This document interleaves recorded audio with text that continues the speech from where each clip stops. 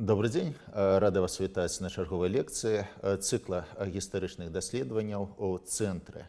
Сённяшнюю лекцыю, нашу сустрэчу я хочу прысвяціць досыць цікавай тэме, а менавіта тэме піваварэння. Як вядома, тэма піваварэння досыць цікавая і плённая.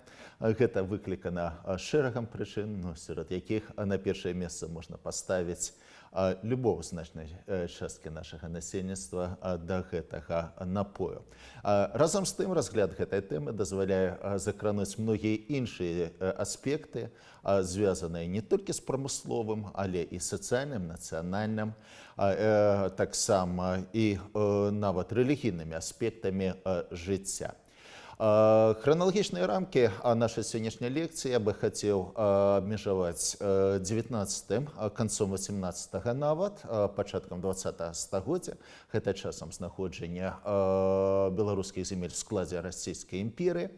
Геаграфічныя ж межы мы паспрабуем у межах лакальнай гарадзінскай супольнасці вызначыць асноўныя тэндэнцыі развіцця піваварэння ў вызначаны перыяд на тэрыторыі Беларусі. То есть паказаць на прыкладзе гародні, як мянялася тэхналогія выраба піва, якія фактары ўплывалі на спажыванне гэтага напою, а таксама выраб гэтага напою, вызначыць адметнасці, асаблівасці піваварэння ў гэты перыяд.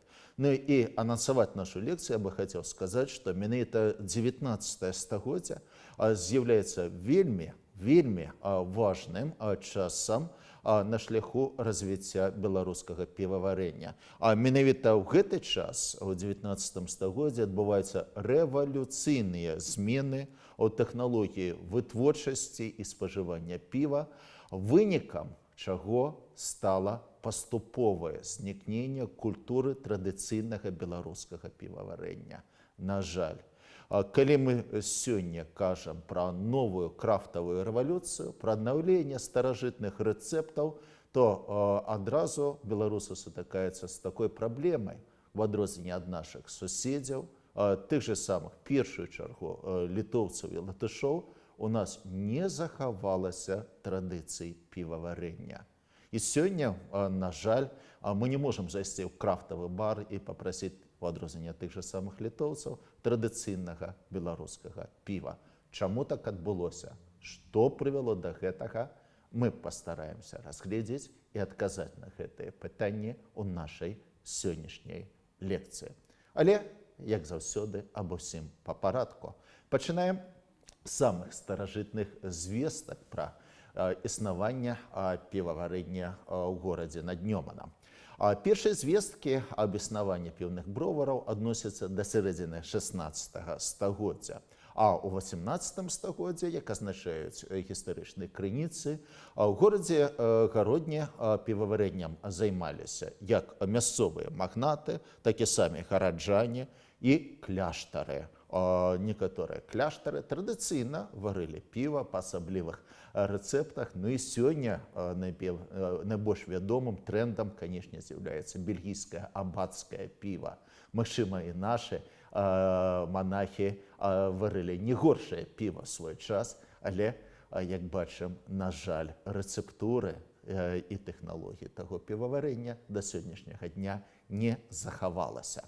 Піва суправаджала жыццё месцічаў, гараджан, жыццё сялян, жыццё шляхціцаў на працягу ўсяго жыцця. Яно выконвала пэўныя рытуальныя функцыі, яно выкарыстоўвалася для асноўнай мэты уталення смагі, ну і таксама піва выкарыстоўвалася і для гатавання іншых страў, того ж самага шляхецкага супа і гэтак далей, і гэтак далей. Але вернемся да гародні, вернемся да 18 стагоддзя. Пэўна, піўны бізнес быў досыць прыбытковым, і таму да гэтай справы вырашыла далучыцца дзяржава. Як вядома, у сярэдзіне і ў канцы 18 стагоддзя ў гародні адбываюцца шматлікія тэхналагічныя пераўтварэнні, дзякуючы асобе, няўрыслівай асобе Антоніо Тызенгауза. Ён будуе шэраг мануфактур па вырабу самай разнастайнай вытворчасці, І серед іншага па ініцыятыве Антоніа Тызенхаўза на гарадніцы ў сярэдзіне 18 стагоддзя узводзіцца піўны бровар, які адпаведна займаецца вырабам піва. Гэты бровар працягваў свае існаванне, працягваў сваё функцыянаванне адразу ж і пасля далучэння да расійскай імперыі ў 1795 годзе, але ўжо на пачатку 19 стагоддзя гэты бровар прыходзіць в заняпад і знікае з каардынат прамысловай вытворчасці гародні. Чаму так адбылося? Ну, па-першае, тут бы хацелася адзначыць, што падобны лёс спаткаў амаль што ўсе пачынанні Антоніа Тызенхаўза ў гэты час. Але ў адрозненне ад большасці мануфактур, яшчэ на пачатку 19 стагоддзя гэты бровар пэўны час функцыянаваў, але дзяржава да яго не мела амаль што ніякога дачынення, паколькі яна аддавала гэты бровар у арэнду. Арэндатарам выступалі жыды, але яны не вельмі дбалі пра захаванне гэтага бровара і з цягам часу абсталявання, да і сам будынак, памяшканні пачалі прыходзіць у заняпад, патрабаваліся новыя інвестыцыі. Ну, а паколькі жыды былі накіраваныя на атрыманне сёмінутнага прыбытку, яны не вельмі хацелі ўкладваць свой капітал у аднаўленне гэтай вытворчасці. Ну і таксама падзеі вайны 1812 года прычыніліся да заняпаду гарадзенскага бровара Антоніа Тызенхаўза, таму што вестфальцы, якія кватаравалі ў гародні, выкарысталі часткова абсталявання гэтага бровара для сваіх мэтаў. Яны перарабілі катлы для выпечкі хлеба, а таксама частку абсталявання выкарыстоўвалі ў госпіталях, у лазарэтах. Ну і мясцовая адміністрацыя не стаяла ў баку ад гэтага працэсу, яна таксама прычынілася да раскрадання абсталявання. Такім чынам, падводзім вынікі, на пачатку 19 стагоддзя, згодна з гістарычнымі крыніцамі, у горадзе Гродна нібыта піваварэнне спыняецца непасрэдна ў самім горадзе Гродна. Але традыцыйнае піваварэнне, оно было характэрна для сельскай мясцовасці, оно было характэрна для шляхты, якая валодала правам прапінацыі. Ну і ў некаторых выпадках сяляне таксама на вяселле ці і іншыя рытуальныя моманты атрымоўвалі дазвол на выраб традыцыйнага піва. Але калі мы звернемся да той же самых статыстычных звестак, то ўжо ў 1840-е гады гарадзенская статыстыка фіксуе наяўнасць 6 піваварных заводаў. У 1865 годзе дзейнічала ўжо 7 піваварных заводаў. І, што цікава і важна, на працягу сярэдзіны 19 стагоддзя і некаторы пэўны час менавіта піваварэнне з'яўлялася лідзерам гарадзенскай прамысловасці. Нумар адзін як па колькасным, так і па якасным паказчыкам. Напрыклад, выраб тытунёвая прамысловасць знаходзілася на 3-м месцы, на 2-м месцы знаходзіўся выраб свечак. Ну, а вось піваварэнне было, як кажуць, number one у гарадзенскім сегменце прамысловасці. На працягу ўсяго 19 стагоддзя, сярэдзіне, канца і пачатку 19 і пачатку 20 стагоддзя колькасць бровараў, піўных бровараў была досыць стабільна. 6-7 бровараў. Некаторыя адчыняліся, некаторыя зачыняліся, некаторыя здаваліся ў арэнду, некаторыя гарэлі, але тым не менш гэтая лічба 6-7 бровараў заставалася стабільным. Тут я бы хацеў спыніцца на моманце, што ўплывала на колькасць прадукцыі гэтых бровараў, ну і таксама на колькасць самых піваварных заводаў. В першую чаргу я бы на першае месца тут паставіў тую дзяржаўную палітыку, якая праводзілася ў расійскай імперыі ў дачыненні да півавараў. І калі мы разглядаем тыя крокі, якія прадпрымаліся дзяржавай з мэтай стымуляваць альбо наадварот запаволіць развіццё гэтай прамысловасці, то на першае месца тут трэба паставіць ўвядзенне монополии. Менавіта 1 ліпеня 1897 годзе у Гродзенскай губерні была введзена дзяржаўная монополія на продаж спиртных напояў. Не на выраб, а на продаж спиртных напоев. Што гэта азначае? Гэта азначае, што з гэтага часу, з 1 ліпеня 1897 года, патэнцыйны пакупнік мог набыць напоі толькі в так званых манапольках, а ў дзяржаўных установах, не прыватных установах, і гэты алкаголь не дазвалялася выносіць на вынос. Спажыванне абмяжоўвалася толькі сценамі той ці іншай пітной установы, дзе гэтае піва прадавалася. Зразумела, што гэты крок вядзення манаполіі, яно адмоўна адбілася на развіцці піваварэння, і на пачатку 20-го стагоддзя ў Гродзенскай губерні назіраецца скарачэнне піваварных вытворчасці. Напрыклад, толькі за адзін год, з 1901 по 1902 год, колькасць піўных ровараў скарацілася з 46 до 29, а аб'ём вытворчасці упаў прыкладна на 100 тысяч вёдзер. Аднак ужо ў наступныя гады піўному лоббі на самым высокім узроўні ў Санкт-Петербурге удалося неяк змякчыць наступствы гэтага кроку. І ў 1901 годзе былі выдадзены новыя правілы акцызнага абкладання, новыя правілы збору акцызаў з півавараў, якія не дзейнічалі, напрыклад, на выраб больш моцных прадуктаў. І калі раней акцыз альбо падатак плаціўся ў залежнасці ад аб'ёму соладу, які выкарыстоўваўся падчас варкі, то з гэтага часу акцыза плацілася за аб'ём вырабленага сусла маладога піва у выніку.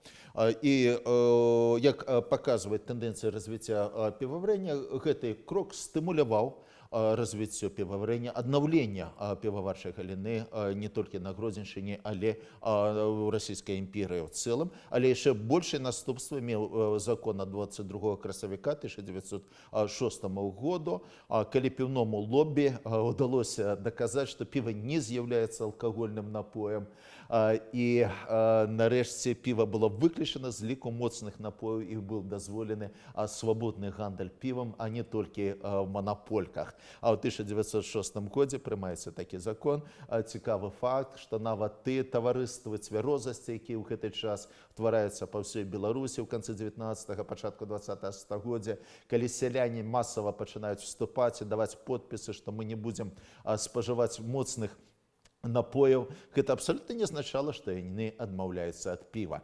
Паўтараюся, піва не ўваходзіла ў склад піўных моцных алкагольных напояў. Ну і дзякуючы гэтым законам, дзякуючы гэтым крокам, з 1905 по 1907 год назіраецца рост піваварення на 150%. Таксама, разглядаючы адметнасці, асаблівасці піваварчай галіны на землях Беларусі, таксама ў горадзе Гродна, нельга не адзначыць такую адметнасць, як нацыянальны склад гродзенскіх півавараў. На працягу ўсяго 19-го, пачатку 20-го стагоддзя мне ўдалося выявіць толькі две асобы, два півавары, два ўладара заводы, якія не адносіліся да іўдзейскага веравызнання. Першы з іх гэта быў прускі падданы Турно, ну і другі аўстрыйскі падданы Восіп Кунц, заснавальнік знакамітага гродзенскага піўзавода, які праіснаваў больш за 150 гадоў і быў зачынены толькі на пачатку 20-го стагоддзя. Дык вось, гэтыя две асобы не адносіліся да ліку іўдзейскіх прадстаўнікоў. Все астатнія, гэта і Яфе, гэта і Лапідус, гэта і Шэрэшэўскія, заснавальнікі знакамітай гарадзенскай тутунёвай фабрыкі, гэта і Андрас, гэта і іншыя, гэта, канешне, прадстаўнікі жыдоўскай нацыянальнасці. Да іншых адметнасцяў гарадзенскага піваварэння я б таксама хацеў бы аднесці іх тэрытарыяльнае размяшчэнне. Справа ў тым, што ў большасці выпадкаў прадпрыемствы былі шчыльна размешчаны да рэкаў. Гэта Гараднічанка альбо Нёман. Чаму так адбывалася? Таму што менавіта ў гэтай рэкі адбываліся выкіды вытворчасці што пасля рабілася вельмі проста. Мы можам згадаць зноў жа канец 20-го, пачатак 21-го стагоддзя і канцэнтрацыю гарадзенскіх рыбакоў каля нашага піўзавода.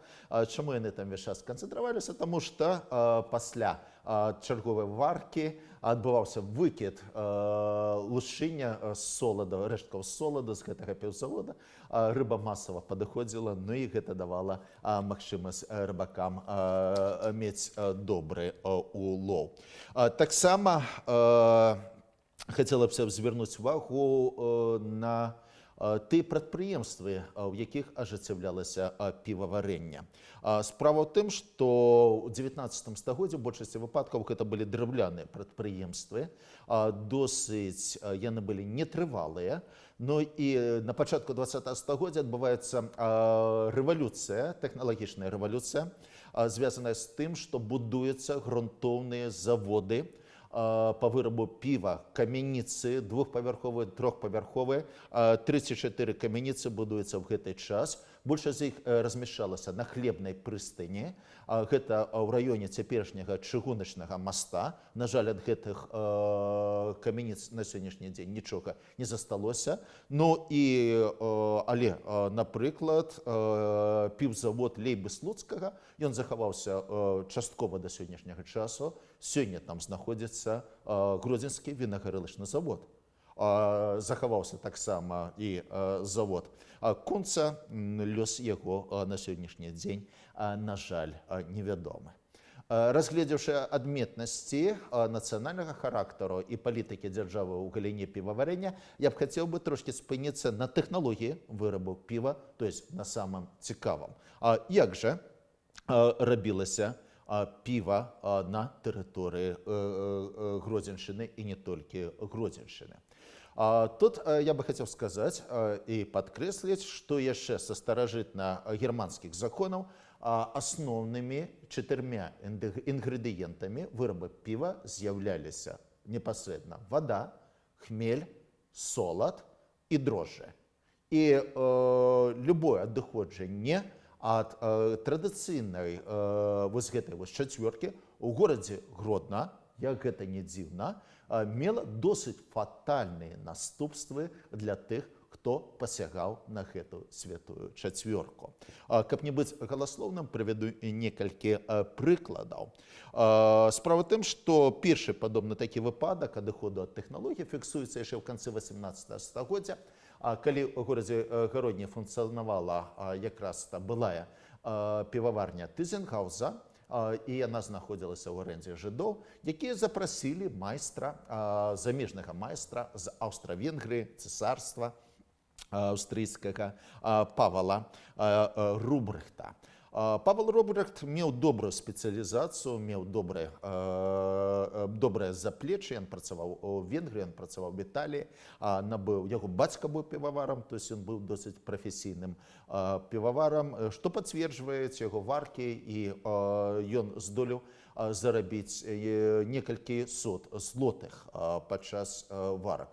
Але прыўнесці ў традыцыйную тэхналогію выраба нешта своеасабістае, нешта новае тэхналагічнае мела для яго фатальныя наступствы. Як фіксуюць дакументы, Павел Рубрыхт быў злапаны на тым, што ў дрожжы ён дадаваў некія хімічныя элементы з акіслення медзі, так званы купервас альбо грышпан.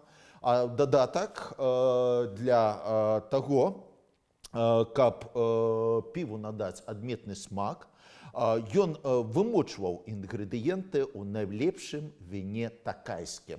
Можаце сабе ўявіць, для выраба піва выкарыстоўвалася венгерскае віно, пры гэтым не проста віно, а найлепшае такайскае віно.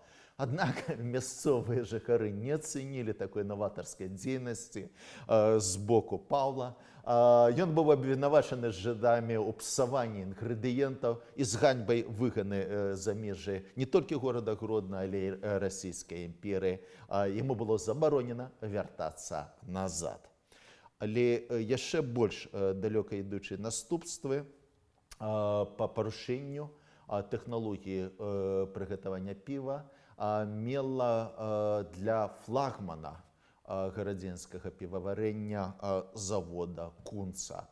Калі мы кажам пра завод Конца, трэба адразу падкрэсліць, што гэта было самае магутнае прадпрыемства ў 19 стагоддзі, на пачатку 20 стагоддзя. Восіп Кунц, заснавальнік гэтага прадпрыемства, ён праславіўся як вялікі спецыяліст па вырабу солада. Ён экспартаваў солад, ён прадаваў солад ў іншыя гарады Беларусі і таксама іншым гарадзенскім піваварам. Ну і ён меў абсалютна беззаганную чыстую рэпутацыю. Восіп Кунц прыкладна з канца 19 стагоддзя, уже сваёй старасці, пачынае прыцягваць да працы свайго сына Ігната, які становіцца яго галоўным павераным.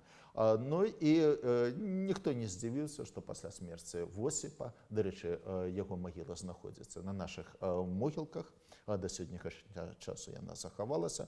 Пасля смерці Восіпа Кунца менавіта Ігнат Кунц, яго сын, узначаліў гэтае прадпрыемства. Але уже адразу пасля смерці свайго бацькі Ігнат Кунц пачынае сістэматычнае парушэнне тэхналогіі па вырабу піва. Чым яна заключалася? Яна заключалася ў тым, што з мэтай уласнай нажывы Ігнат у потаяк дадае ў кожную варку прыкладна 18 пудоў цукру, што ў выніку давала дадаткова 400 вёдзер піва альбо 208 рублёў прыбытку. Ён дадае, адпаведна, 18 18 пудоў цукру і мае 208 рублёў прыбытку. Праўда, прадукт пры гэтым губляў свае якасці, ён становіўся каламутны, ён губляў сваю моцнасць, але, напэўна, Ігната рэпутацыя так не хвалявала, а яго больш хваляваў прыбытак. І тут сапраўды дэтэктыўная гісторыя, як азначаецца ў дакументах, нібыта акцызнае ведомство давно зацікавілася нізкай якасцю прадукцыі і арганізавала праверку, але асабіста я тут пэўнены, што хутчэй за ўсё тут меў месца трывіальны данос з боку канкурэнтаў. Канкурэнты заподозрили Ігната Кунца у недобрасумленнай канкурэнцыі і данеслі на яго, як кажуць, свет не без добрых людзей. І 7 кастрычніка 1911 года о 17 гадзіне на прадпрыемства нумар 22 нечакана з'явілася праверка. Пры гэтым праверка велася адразу па некалькіх фронтах. Частка акцызнага ведомства праверкі зайшла ў бухгалтэрыю, пачала правяраць паперы, частка адправілася на вытворчы працэс, каб зверыць яго з тэхналагічную лінейку. Здзівілі ўсіх паводзіны Восіпа Ігната Кунца. Па-першае, калі ад яго патрабавалі паперы, ён схапіў паперы і кінуў печку. Пасля ён выбег на вуліцу і убачыў, што бяруцца пробы з бочак. Ну і тут ён зразумеў, што выкрыты, і кінуўся да сабе ў офіс.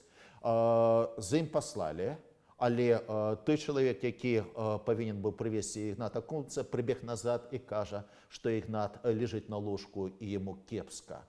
І сапраўды, калі падышлі іншыя чыноўнікі, яны ўбачылі, што Ігнат Кунц ляжыць на сваім ложку і ён мёртвы. Чаму? Далейшае разбіральніцтва паказала, што Ігнат Кунц не вытрымаў ганьбы і прыняў атруту. Як мы бачым, несаблюдзенне тэхналагічных нормаў піваварэння яна прыводзіць да фатальных наступстваў. Таму піва павінна быць якасным, каб не быць вось такіх наступстваў. Ну і пасля смерці Ігната Кунца завод на пэўны час прыходзіць у заняпадак, але пасля вайны і падчас вайны ён аднаўляецца ўжо пры іншых гаспадарах. Я неаднаразова абгаварыўся пра акцызнае ведомства. Менавіта акцызнае ведомства яно ажыццяўляла дыхтоўны нагляд за дзейнасцю і вытворчасцю піва. Яно давала дазвол на выраб піва. Па-першае, за кожную варку ўладар павінен быў заплаціць акцызнаму ведомству.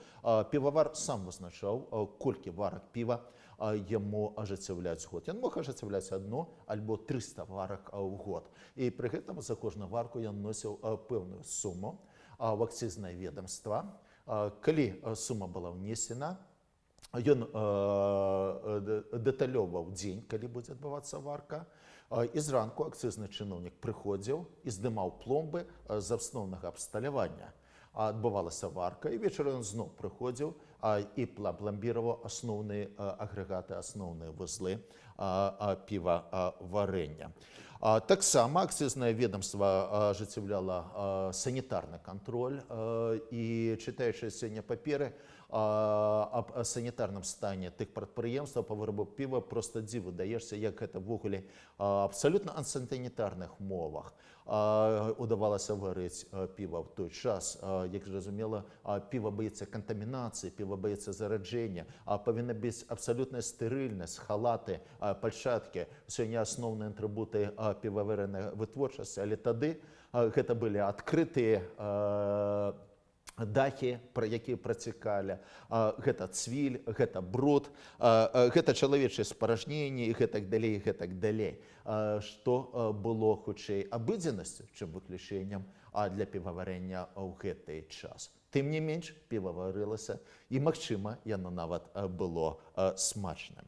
Калі мы звернемся непасрэдна да тэхналагічнага працэсу вырабу піва, то хацелася б адзначыць, што ў большасці выпадкаў гарадзенскімі піваварамі, не толькі гарадзенскімі піваварамі, ў гэты час выкарыстоўваецца так званы баварскі альбо мюнхенскі метад піваварэння, які да сённяшняга часу, дарэчы, карыстаецца папулярнасцю ў некаторых крафтавых півавараў. Падрыхтоўка да варкі пачыналася звычайна загадзя, за дзень, малоўся солад. Дарэчы, як я казаў, Кунц быў спецыялістам па соладу, але пра гэтым трошкі пазней. Ужо ў 1902 годзе на заводзе Кунца дзейнічала паравая машына па драбленню соладу, і гэта была адна з першых паравых машын у мясцовай прадпрыемнасці. Але, нягледзячы на гэта, у цэлым працэс варкі піва быў досыць цяжкай фізічнай працы. Варкі цягнулася па 12 гадзін, і асноўныя аперацыі выконваліся ўручную, і гэта былі досыць цяжка фізічна. Дык вось, на наступны дзень варка пачыналася ў 5 ці 7 гадзін раніцы, і першым этапам было ажыццяўленне затора. Дзеля гэтага ў вялікім котле вода даводзілася да адпаведнай тэмпературы, прыкладна 50 градусаў па Цельсію, і пасля ў яе дадаваўся солад. Пасля, чым заключаецца баварскі метад, адбіралася частка сусла, прыкладна 1/3 частка сусла адбіралася, зноў жа вручную, конаўкамі перакідвалі ў іншы чан. У гэтым чане яна даганялася да тэмпературы 100 градусаў і пасля зноў вярталася ў першапачатковы чан, дзе знаходзілася рэшта сусла. І, адпаведна, тэмпература сусла падымалася. Адразу ж рабочыя зноў жа конаўкамі паўтаралі гэту аперацыю, адбіралі 1/3 гэтага сусла, і зноў яна даганялася да 100 градусаў. І так 3-4 разы гэта адбывалася. У выніку адбываліся хімічныя працэсы, адцукрывання, адбывалася мальтозная паўза і гэтак далей. Піва даганялася да адпаведнай тэмпературы і пералівалася ў іншы бак. Тут адбываўся мэшаут, і пераганялася ў іншы бак, дзе адбываўся працэс сцэжвання сусла. Зноў жа, сцэжванне сусла адбывалася ўручную, па адпаведных жалабах, вёсламі ці нейкім іншым прыстасаванням піва пераганялася ў іншы чан, дабаўляўся кіпень, што дазваляла якраз з соладу адабраць усе каштоўныя карысныя інгрэдыенты. Ну і пасля гэтага гэтыя рэшткі соладу выкарыстоўваліся ў якасці корму для хатніх жывёлаў. Але мы вернемся да вырабу сусла. Адпаведным чынам, пасля фільтрацыі сусла падавалася у іншы чан. Тут яна кіпяцілася, даганялася да 100 градусаў і на працягу пэўнага часу кіпяцілася. І на гэтым этапе дабаўляўся хмель. Дзеля чаго дабаваўся хмель? Мне спадабалася фраза аднаго з акцызнага чыноўніка. Ён дадаваўся для надання піву пэўных наркатычных власцівасцяў. Ну так, у 19 стагоддзі верылі, што хмель мее наркатычнае ўласціва, ну і, канешне, горыч. Далей адбывалася працэс чарговага працэджвання, на гэты раз сусла ачышчалася ад хмелю, ну і па адпаведных жалабах накіроўвалася на ахалоджанне. Ахалоджанне адбывалася ў так званых талерках. Яшчэ, дарэчы, у савецкай вытворчасці 20 стагоддзя выкарыстоўвалася падобная тэхналогія. І пасля ўжо ахалоджання на гэтых талерках дадаваліся сусла, пераганялася ў адпаведныя чаны для браджэння, і тут дадаваўся ўжо канчатковы чацвёрты элемент дрожжы. Пасля таго, як дадаваліся дрожжы, піва вступала ў рэакцыю і пачынаўся працэс ферментацыі альбо браджэння. У гэтых чанах яно заставалася адпаведна 2 тыдні ці 3 тыдні, і ўжо пасля яно пералівалася ў адпаведныя бочкі, высмаленыя знутры, і гэтыя бочкі ўжо даставляліся ў лядоўні, дзе яны захоўваліся досыць працяглы час, да некалькі месяцаў. Яны без пастэрылізацыі маглі захоўвацца, і піва не губляла сваіх якасцяў. Півавары пры гэтым карысталіся мясцовай сыравінай. Солад вырабляўся на месцы. Уже неаднаразова падкрэсліў, што спецыялістам тут у нас быў Восіп Кунц. Ён рабіў солад з мясцовага ячменю і нават экспартаваў, не імпартаваў, а экспартаваў солад у Германію. Неверагодна. Немцы куплялі беларускі солад. Для атрымання солада на заводзе Кунца ячмень спачатку вымочваўся ў драўляных чанах, а пасля ён празябаў у расцільнях, пасля сушыўся на паветры, сушыўся на сетках, і канечным крокам была сушка ўжо ў печах пры дапамозе пэўных труб, ён вэнціўся. Ну і ўжо ў дзень чысціўся, і ў дзень варкі альбо ён малоўся. Таксама трэба адзначыць, што выкарыстанне нізавых дрожджаў падкрэслівае, што ў большасці выпадкаў на гэты час у гародні, да і ўсёй Беларусі вырабляліся лагеры. Не стаўты, не портэры, а менавіта лагеры. Што тычыцца тых гатункаў, якія варыліся на гарадзенскіх заводаў. У другой палове 19 стагоддзя на гарадзенскіх заводах звычайна варылася 2 асноўныя гатункі. Гэта простае цёмнае піва альбо баварскае піва. Пры гэтым, як азначаліся ў дакументах, простае цёмнае піва, яно варылася і спажывалася пераважна з сялянамі, а ў той час, як баварскае піва па 6-7 капеек за бутэльку, яно спажывалася пераважна рабочымі гараджанамі. Ну і завод Кунца зноў жа тут стаяў баку. У гэты час, другой паловы 19 стагоддзя, ён варыў англійскі портер 20 капеек за паўбутэлькі, то есть простае піва гэта 3 капейкі за бутэлькі, а англійскі портер гэта 20 капеек за паўбутэлькі. Таксама экспартнае піва, калі проста пісалася экспарт, і гэтак далей, і гэтак далей. Піва экстра, піва пілзнерскае з'яўляецца ў лінейцы гарадзенскай вытворчасці на пачатку 20 стагоддзя. Але калі мы кажам і даем ацэнку ў цэлым якасці гарадзенскай піваварэння, на жаль, можна канстатаваць, што піва гарадзенскія півавары яны праігрывалі канферэнцыю сваім суседзям, а піва было невысокай якасці ў цэлым. Ну і тут можна правесці паралелі з 20 стагоддзям, калі гарадзенскае піва яўна праігравала таму ж самому лідскаму піву, ну і не толькі лідскаму піву.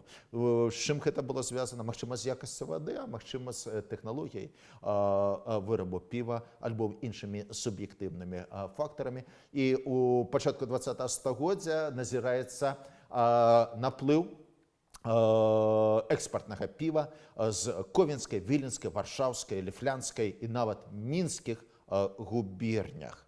Мы уже не будем спыняцца на маркетинговой палітыцы, якую праводзілі піваварэнні, азначым некалькі слоў аб культуры спажывання гэтага напою ў 19 стагоддзі. Такі цікавы факт, толькі адзін факт, які ўразіў мяне найбольш.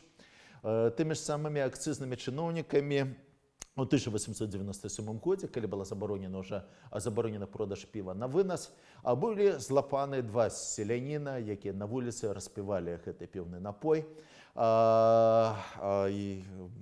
Чыноўнікі выявілі, што яны набылі гэтае піва у навакольнай лаўцы. Ну і, што цікава, яны спажывалі піва з двумя шклянкамі, а таксама з двумя агуркамі. Піва з агуркамі, гарадзенцы. Што вы робіце? Але такая была культура спажывання піва гарадзенцамі ў 19 стагоддзі. Такім чынам, падводзячы вынікі асноўным тэндэнцыям ў развіцці гарадскога піваварэння ў 18 канцы 19 стагоддзя, неабходна адзначыць, што піва было важнай галіной мясцовай прамысловасці. І ў сярэдзіне 19 стагоддзя адбываецца канчатковы адыход ад традыцыйных форм піваварэння і яго поўная уніфікацыя з агульнаімперскім. Менавіта вось гэтай тэндэнцыі яны загубілі мясцовыя адметнасці піваварэння. Гэта выявілася як і ў формах, так і спосабах прыгатавання піва. Гарадзенскае піва выраблялася в асноўным для спажывання на лакальным рынку, яно не экспартавалася ў іншыя губерніі. Ну і таксама трэба азначыць, што адметнасці гарадзенскага піваварэння былі ў нацыянальным складзе, паколькі былі прадстаўлены в асноўным габрэйскім элементам, ну а таксама ў лакалізацыі вытворчасці па вырабу піва на беразе Нёмана. Вось на такіх аспектах вырабу спажывання піва ў горадзе на Нёмане я хацеў спыніцца сёння. Дзякуй усім за ўвагу, з пажаданнямі здароўя і ўсяго найлепшага, прывітання ўсім. Да пабачэння.